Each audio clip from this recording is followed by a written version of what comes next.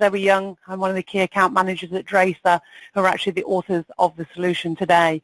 And actually, during this lockdown period, this piece of software, we've been absolutely inundated of calls from people because this is all about getting your money in faster and automating the credit control process. So I'm hoping I'm going to be able to help you with that.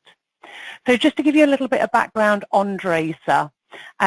So we are a global, we sell our software very much globally. It will just give you a little bit of a snapshot of the business on your screens just now. Our relationship with Nolan is that they are one of our accredited partners. So actually, even if you have Credit Hound, it will be Nolan that actually does all the installation, configuration, and of course all the support as well for it. So what's Credit Hound? So it is all about getting in your money faster. And of course, we're in this situation at the moment where you have staff that are furloughed, staff that are working from home, both in your own business, but also your customers as well. So how can a piece of software even help with those scenarios? Well, they absolutely can. You might have already seen there's been a bit of a slowdown for payments coming into your business. So how can you change that? Or if payments haven't already slowed down into your business, make sure that doesn't happen. And again, this software is going to help you do that. So sometimes we're finding that people are getting this slowdown in payments because they just simply can't get hold of their usual contact to chase for payment. The obvious reason for that is because they've probably been furloughed. Also, another scenario, which is actually the same scenario whether we're in this pandemic or not, is you just simply can't get round to contacting everybody that owes you money. I used to be a credit controller many years ago, and it's always been that problem that I have all of these people to chase, but I just simply don't have enough time in the day to do it. And of course, if you have staff that are furloughed and that your usual credit controller is either not there, or you've actually given them more work to do because you've got less staff in the accounts department, then how are they going to get round to contacting everyone if they couldn't in the first place?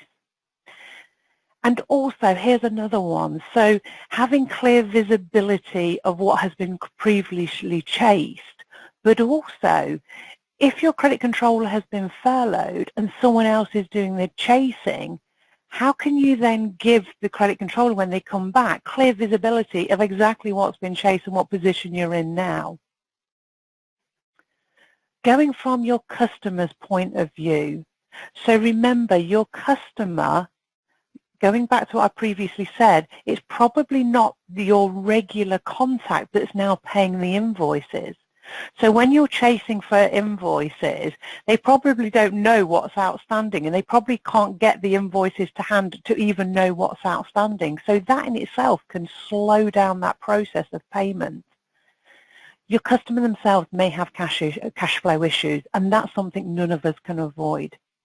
But my philosophy of that is, if you're one of the first people chasing, you're one of the first person that can start discussing installment plans and things like that. If you're not chasing them, you're not going to know of the issues, and you're going to be at the back of the queue. Your customer themselves, they're probably short-staffed, and they probably have lots of outstanding invoices. It might not be their priority right now. It's only their priority if you're highlighting it to them. So even lots of those small invoices that you might not be chasing because of their low value, if you add them all up, it may come to quite a lot of money. So actually just make sure you're chasing as many as possible to ensure that it's in front of your customer and that you're going to get payment. So these are quite obvious things, but when you sort of put it in perspective of your business, but also your customer's business as well, you can see that the situation we're working in right now can definitely slow down payments. So how can Credit Hound actually even help with any of that? The key element towards Credit Hound is all to do with the chasing letters, and you can automate those chasing letters. So they're going to automatically get sended from Credit Hound. So how can that help you? It will help you because if you have had to streamline your accounts department, you could actually rely on Credit Hound to automate chasing letters to send out without anyone doing anything at all. So already it's almost like you have a secret person in your accounts department that's doing all this chasing. And you don't need to have everybody in that automation. You set the rules and you set when they're sent as well. The other most important thing is you can have different rules for different types of customers. So even if you are only automating 80%, 50% of your chasing letters, that's still 80, 50% less work for someone to do. But the really important thing is you are chasing your customer and you're making them aware that they have invoices outstanding. Here's another idea for you. When you're sending a chasing letter, it is so easy for that customer to say, the reason I've not paid it is because I don't have a copy of the invoice. I must have heard that on every single call I made when I was a credit controller. The frustrating thing for us is we know they've received it, but it's just a stalling tactic in order for them not to pay.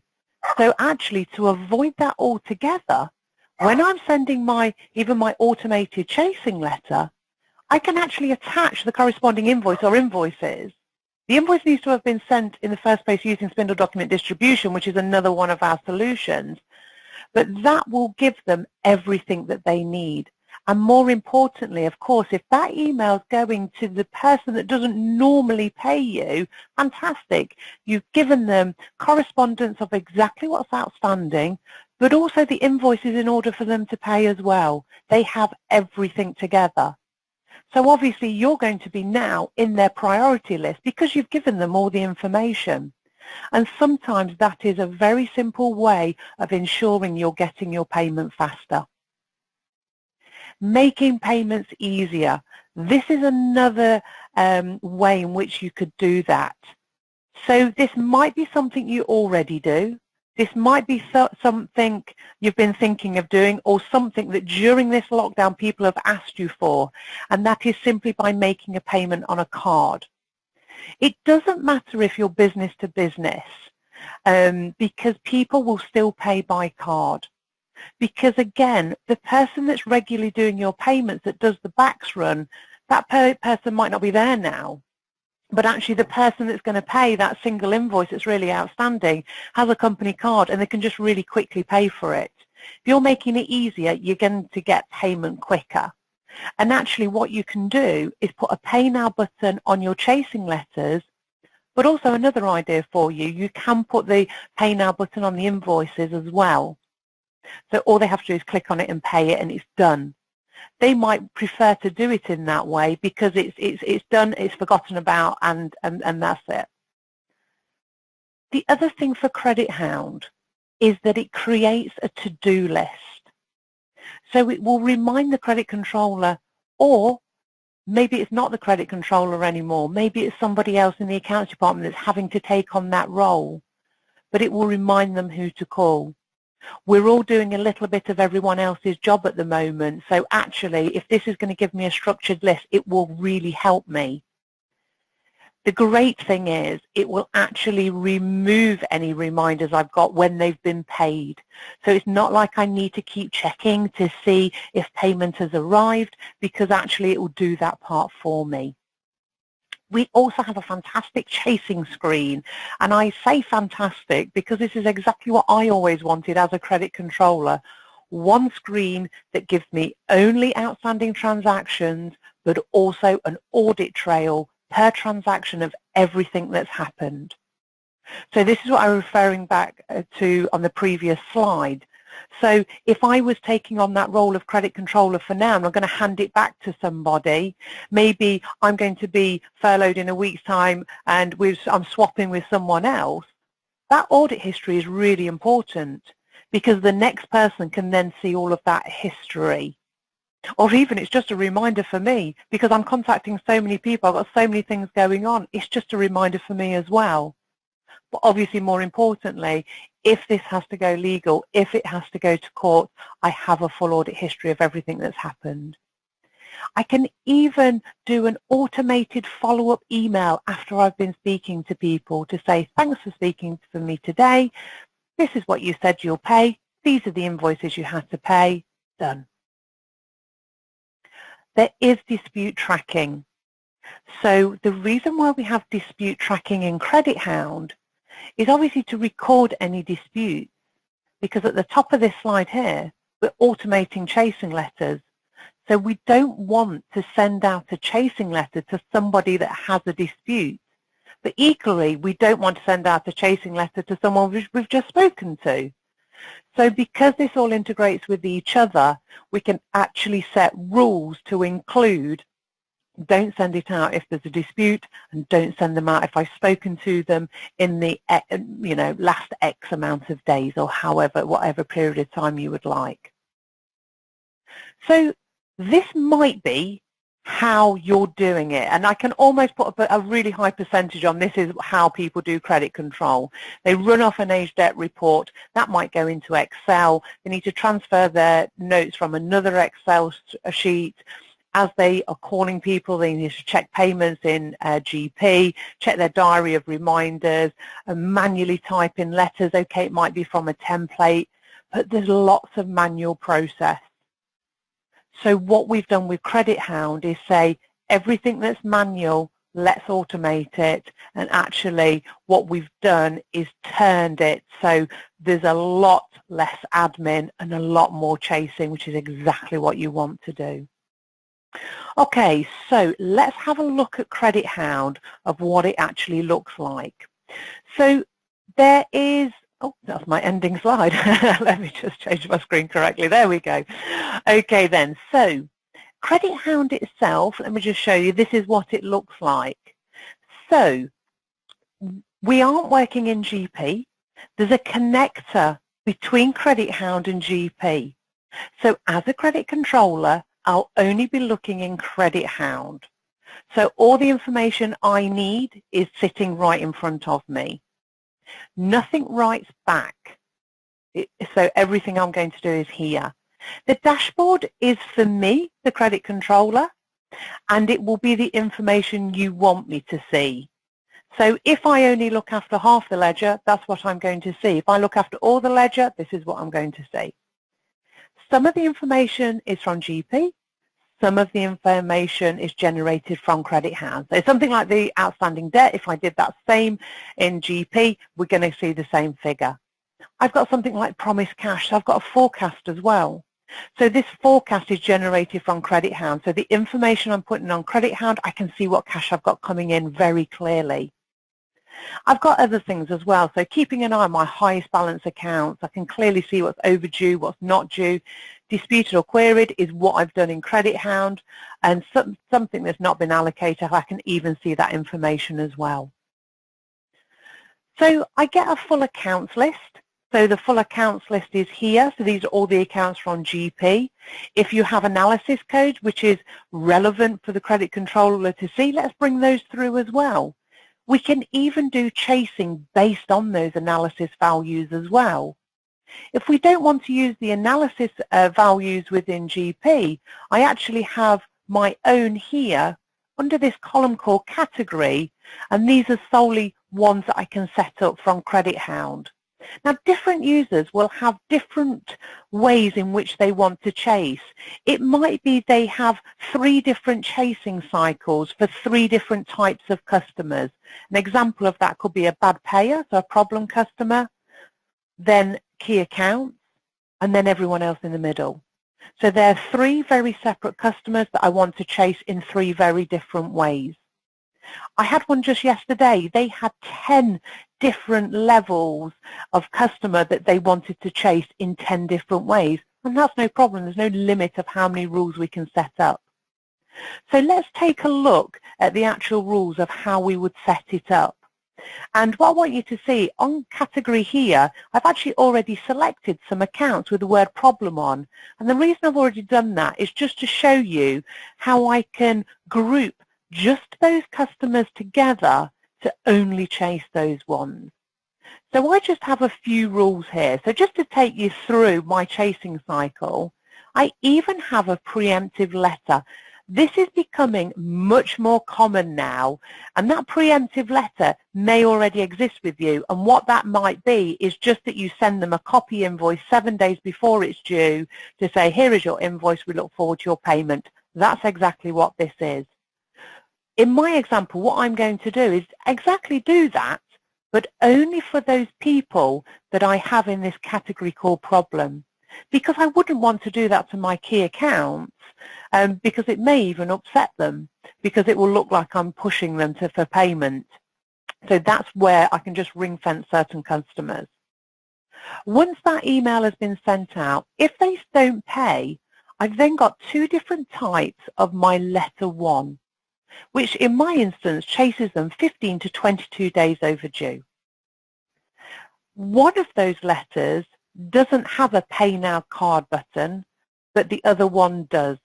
And again, I've got a group of customers that I will actually, when I run those letters, it will actually send one out with a card payment and one without. Because I know there's certain customers I have, their invoices are so large they're never going to pay by card. But others with smaller values, they will. If they still don't pay, I'm going to send out my second letter. If they still don't pay, this is when I'm going to start talking to them. And Credit Hound will give me a telephone list in order for me to go through that list. So what the idea here is, they've either received 1, 2, or 3 emails, and hopefully Credit Hound has done the job and they've already paid before it gets to my manual intervention, which is me calling them. So I'm going to manually run these rules just so you can see how it works. But actually what you would normally do, all these rules are set up on your server and you choose when they're going to go out. That could be every single day. It could be that you're sending them out like we do here at Draycir on a Monday, Wednesday, Friday at a certain time. All of these rules get sent. So let's have a look at the actual rule itself. So the rule is based upon 2 columns here. The first column is your criteria. So what type of an account and what type of transaction do you want to chase? So for example here, if I wanted to chase it a week before it's due and it's always looking at the due date in GP, I'm going to change that to -7. So now it's going to pick up any invoices that's due in 7 days. What I'm also going to add here is that category. So remember my category saying problem, I only want it to actually select these types of accounts, nothing else. So now I've added that in. My action is exactly what I want to do. So do I want to send them an email? Do I want to remind myself to give them a call? Do I want to do a combination of the two? So what I could do is send them a letter, but also in 3 days' time, put a task on my to-do list to remember to call them if they're not paid. So I can do more than one action. So I'm going to run this manually just so you can see. When I press run, they are the people that fall in that category. If I press OK, we'll be able to see a preview of the letter before I email it out. And I'm using Spindle to send it out. For those that have already got Spindle, they'll know what I'm doing here. I'm sending it to a print driver. Doesn't mean it's printing it. It will actually find their email address and actually email it out. So even though I've just run that rule manually, you'll see actually how quick it was.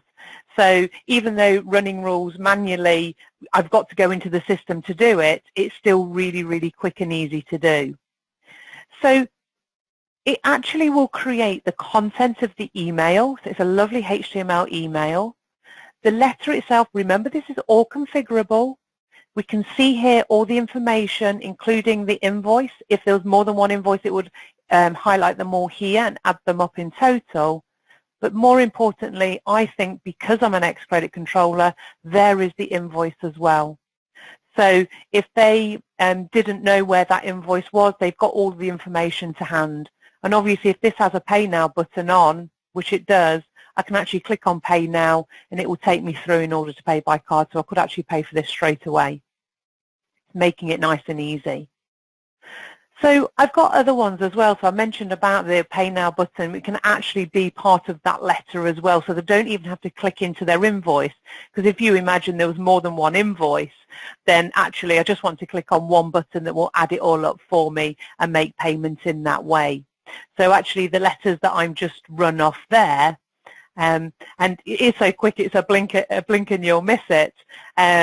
We'll see the emails coming through here, and the only difference in this example is I've actually put the Pay Now button as part of the letter itself.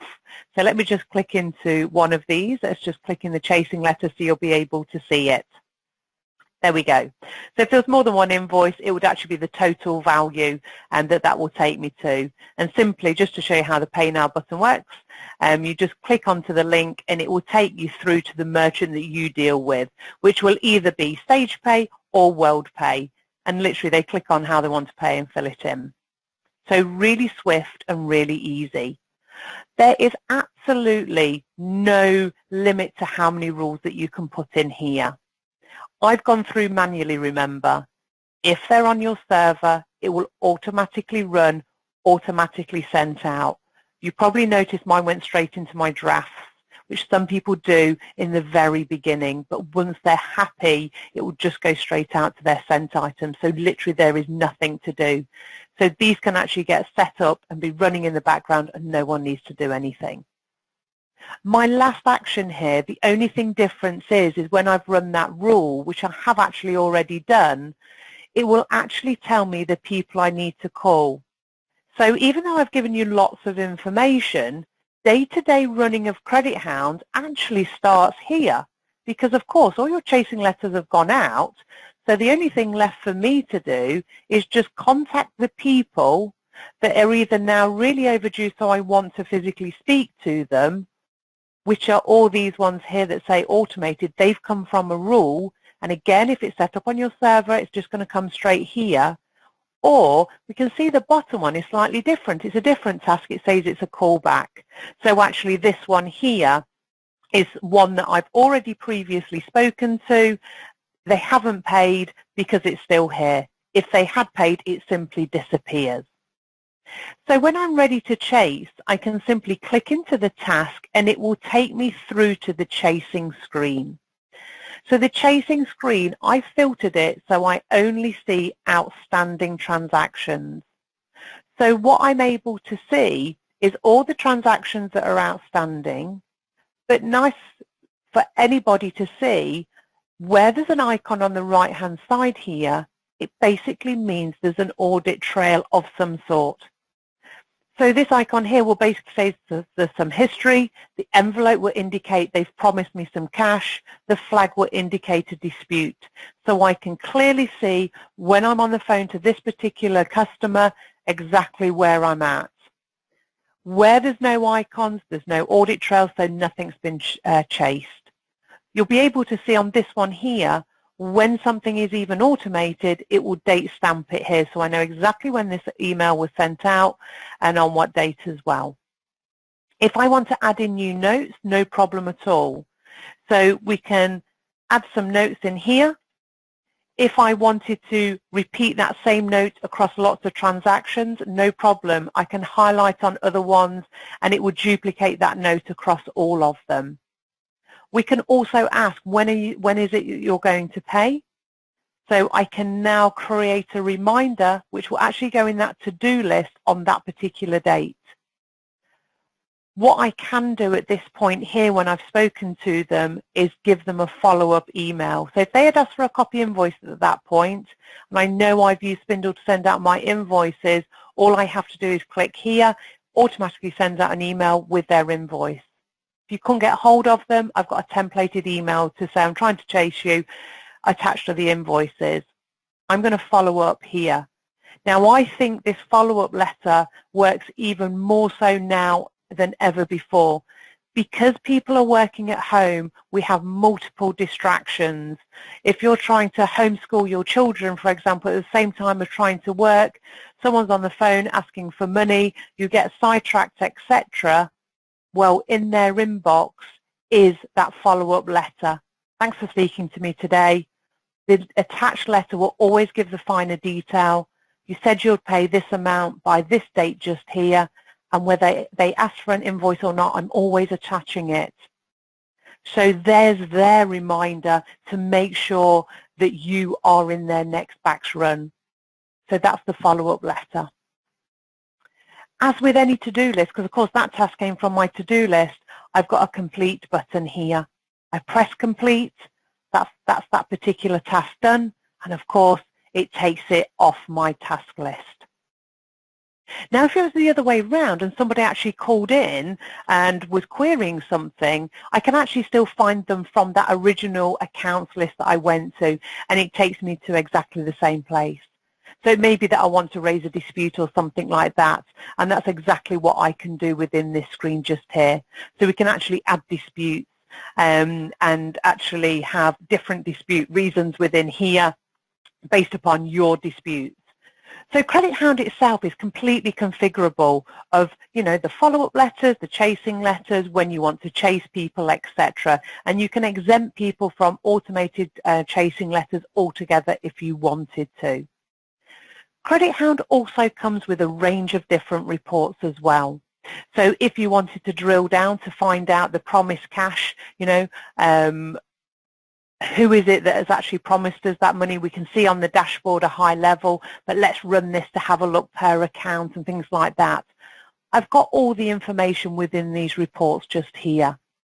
We can even see, so I've had somebody just 2 weeks ago, they purchased Credit Hound because they have quite a few different credit controllers, and the financial director didn't feel comfortable ringing everyone every day to say, what have you done today? So they've had Credit Hound just for this reason. So all he has to do is pull off a report, and he can actually see what activity has happened that day. And he said it's not because he doesn't trust his staff, but I did think, okay. But it's just so it's really for his forecast as well, so he can see what's happening, can see what conversations have been had, etc. as well. So, we have had some real strange reasons on why people have Credit Hound, but it just shows that it is a tool that you can really keep on top of, to any of your outstanding debt. So as you can see here, there's a range of different reports for different things. So we can even have a look at the analysis on your disputes, for example. We can even do analysis on callbacks of reasons why people aren't paying and things like that. So lots of different things for Credit Hound. Credit Hound itself, we actually have help videos within our website as well, which are really useful if you're taking on board a tool like this. So I'm just finishing up now, but if anybody is interested in Credit Hound, you'll all have your own requirements of what you want the software to do. So if you want to arrange a one-to-one demonstration, please speak to your account manager and they'll be able to organise it. Unfortunately, I'm not furloughed, so keep me busy. I'm more than happy to do any demonstrations. But if you do have any questions, just remember there's that questions tab on the GoToWebinar taskbar if you've got any questions. But that's it from me. I don't know if any questions have come through at all, Campbell. There's a couple actually that have come in. Okay. I've got for you. Are the users named users? Yes, good question. So yes, they are named users, and simply to do with the audit trail, of course. So with the audit trail, it will actually stamp the name. So yes, it does use named users, and Spindle does that actually as well. Yes, so named users. Right, great. And also, can Credit Hound handle parent and child accounts? Yes, it can actually, yes. So whether you've got head office accounting set up in GP, or whether you don't, but you know that for a certain account you need to chase someone else, it is actually something you can set up in Credit Hound itself without actually touching GP at all. So if you know either whether it's one or multiple accounts you need to merge with another, absolutely Credit Hound can handle that. So yeah, great questions.